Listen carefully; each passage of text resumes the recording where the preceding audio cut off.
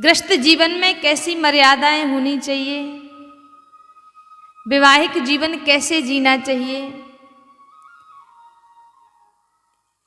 कितनी सुगमता से इस प्रसंग में आप इन सुंदर चर्चाओं को सुनेंगे और कुछ लक्षण ऐसे हैं जो अपने जीवन में भी धारण करेंगे। तो आइए प्रवेश करते हैं। बोलिए बांके बिहारी लाल की जय। कहते हैं महात्मा करदम्ब ने विवाह की कामना से तपस्या की, भगवान प्रसन्न हो गए, प्रकट हो करके वरदान देने के लिए कहते हैं।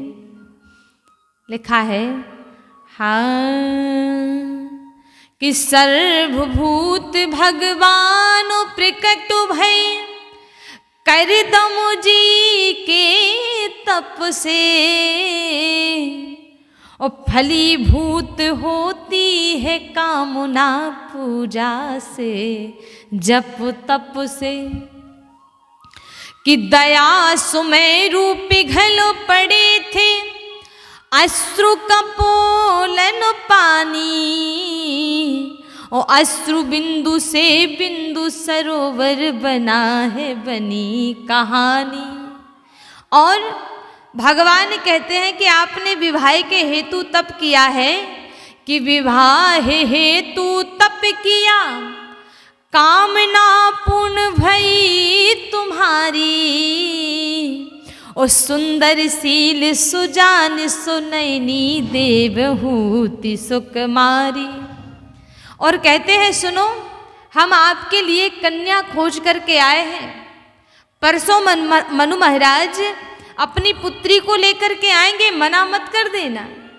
कह रहे हैं भगवान कि परसों मनु महाराज तुम्हारी कुटिया में आवेंगे, बेसंग सयानी सुता तुम्हें दिखलाने को लाएंगे। और वो विवाह की भी चर्चा करेंगे वो आपसे, कि रखेंगे प्रस्ताव विवाह का, मना नहीं करो देना, तुम वंश बढ़ाने हेतु पुत्र प्यारे शादी कर लेना। भगवान ने कहा कि आप शादी कर लेना, विवाह कर लेना। महात्मा करदम्ब बोले प्रभु आप मेरे लिए कन्या देख आए, बहुत बढ़िया बात है, विवाह भी कर लूँगा। लेकिन प्रभु अगर धुंधकारी जैसा पुत्र हो गया तो मुझ महात्मा का तो मरना ही हो जाएगा। भगवान बोले कोई किसान अपने खेत में जानबूझकर खराब बीज नहीं बोता। हाँ, आप तपस्वी हो, ज्ञानी हो, हाँ, भक्त भी हो, आपकी पत्नी जो सुशील है तो पुत्र भी गुणवान होगा, विवेकी होगा। करदम्ब जी बोले प्रभु इसकी क्या गारंटी है कि पुत्र विवेकी होगा, ज्ञानी होगा। अब भगवान को इतना कहाँ समय। बोले अच्छा तुम चाहते क्या हो, हाँ स्पष्ट करिए क्या चाहते हो। करदम्ब जी हाथ जोड़कर कहते प्रभु मैं तो यही चाहता कि आप ही मेरे घर में पुत्र बन करके आ जाओ। भगवान ने कहा तथास्तु, ऐसा ही होगा। अब भगवान कहाँ जा पहुंच गए, महाराज मनु महाराज के पास पहुंचे। देखिए बिचौलिया बने हैं भगवान। यहां से मनु महाराज के पास जाकर कहते हैं हम आपकी पुत्री के लिए वर देख करके आए हैं, और परसों जाकर के अपनी पुत्री का रास्ता तय कर दो आप। यहाँ पर भगवान बिचौलिया बने हैं। देखिए कितनी बड़ी बात है। आपको एक संदेश यहाँ देना चाहती हूँ। यदि आप किसी का संबंध कराने जा रहे हो, यदि आप किसी संबंध के बीच में बिचौलिया बने हो, तो आपकी इतनी सामर्थ्य होनी चाहिए कि दोनों पक्षों की गर्दन आपके हाथ में हो। है? आप किसी भी पक्ष को, दोनों पक्षों को झुका सको, है? उसको उन बातों को मनवा सको, तब आप बिचौलिया बनिए, अन्यथा बीच में मत आइए।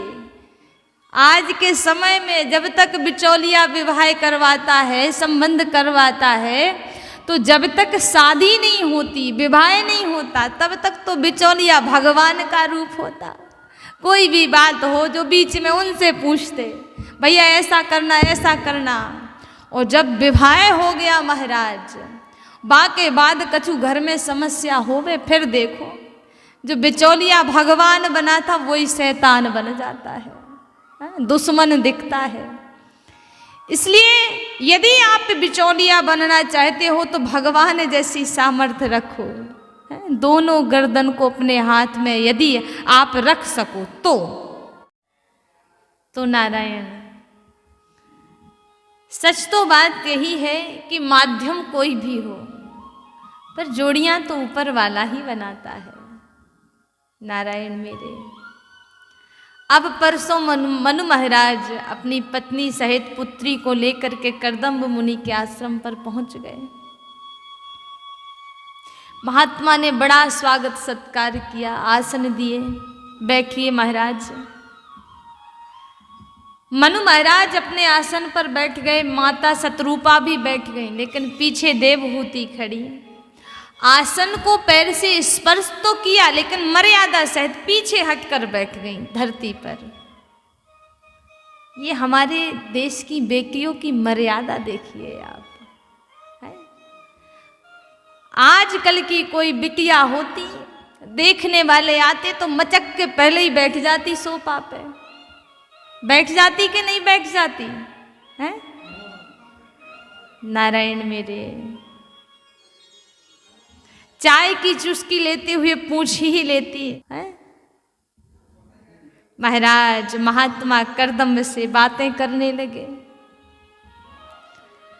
कहते हैं सुना था, बहुत सुंदर, जैसा सुना था वैसा ही आपका आश्रम है। आहा हा, कितनी ठंडी ठंडी हवा चल रही है, पक्षी कलरव कर रहे हैं, कोयल मीठी मीठी बोल रही है, फूल देखो कितने सुंदर सुगंधित हैं, खिल रहे हैं।